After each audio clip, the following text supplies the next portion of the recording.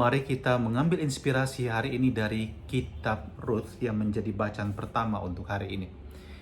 Dikisahkan mengenai sebuah keluarga yang meninggalkan Israel dan merantau ke negeri Moab. Dan keluarga tersebut, kepala keluarganya adalah Elimelek dan istri Elimelek bernama Naomi. Dan dikisahkan ketika mereka merantau di negeri yang jauh tersebut dari negeri di mana mereka berasal, meninggallah Elimelek dan kemudian Naomi tinggal bersama dengan dua orang putranya yang kemudian mengambil perempuan Moab yang dikategorikan sebagai orang asing untuk menjadi istri mereka. Tapi kemudian kedua anak laki-laki dari Naomi juga meninggal dunia dan tinggallah dua anak mantunya, yaitu Orpa dan Ruth. Apa yang terjadi? Orpa kemudian diizinkan untuk pulang ke rumah orang tuanya. Dan kemudian sebenarnya Naomi juga diizinkan untuk pulang. Tetapi Naomi mengeluarkan kata-kata yang sungguh menyentuh hati. Dia mengatakan, "Janganlah mendesak aku meninggalkan dikau dan tidak mengikuti engkau. Sebab kemanapun engkau pergi, ke situ aku pergi. Dan dimanapun engkau bermalam, di situ pula aku bermalam. Bangsa mula bangsaku dan Allah mula Allahku."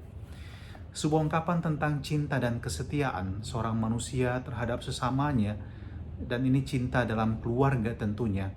Tapi di balik itu mari kita merenungkan bahwa Ruth yang bukan seorang bangsa Yahudi yang tidak mengenal Allah dari Naomi, kemudian memutuskan untuk menjadi bagian dari bangsa tersebut, bahkan menerima Allah Israel menjadi Allahnya sendiri. Dan kita bisa melihat bagaimana Ruth sendiri bermula dan berawal dari pengalaman manusiawi bersama dengan Naomi, dan kemudian memutuskan untuk percaya kepada Tuhan. Dari pengalaman manusiawi biasa orang kemudian bisa sampai kepada iman. Demikian kita dapat merenungkan juga peristiwa-peristiwa kehidupan kita. Di saat kita melihat begitu banyak karya Tuhan yang agung yang terjadi di sekitar kita, dalam keluarga kita, dan juga bahkan dalam kehidupan pribadi kita, kita dapat mengatakan itu pengalaman tentang Tuhan yang menyapa saya. Juga seringkali kita mendengarkan banyak kisah orang yang dahulu tidak mengenal Kristus, tapi kemudian disapa oleh Tuhan dalam pengalaman hidupnya, kemudian memutuskan untuk menjadi pengikut Kristus.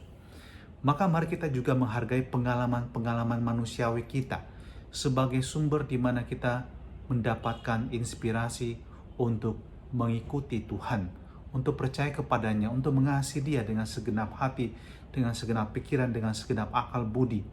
Dan itu kemudian kasih kepada Allah yang demikian besar juga akan membawa pengaruh dalam hidup kita, di mana kita menjadi seorang pengasih Yahweh, pengasih Tuhan, tapi juga pengasih sesama. Persis yang dikatakan oleh Yesus dalam Injil hari ini. Perintah yang kedua yang sama dengan perintah pertama adalah mengasihi sesama seperti mengasihi diri sendiri.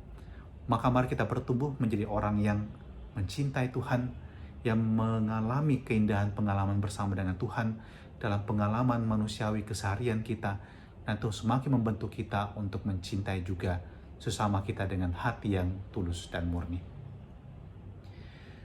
Bapa dalam surga, terima kasih untuk sabdamu hari ini dan ajar kami untuk menjadi semakin peka dengan kuasa kasih-Mu yang bekerja dalam kehidupan kami. Dan kami tahu Engkau sumber pertolongan kami, Tuhan. Kami mohon Engkau kuatkan kami dan mampukan kami untuk berjalan dalam kasih dan kesetiaan kepadamu. Dan juga dengan demikian kami dapat menjadi manusia yang mencurahkan perhatian dan cinta yang tulus kepada sesama, dalam nama Bapa dan Putra dan Roh Kudus. Amin.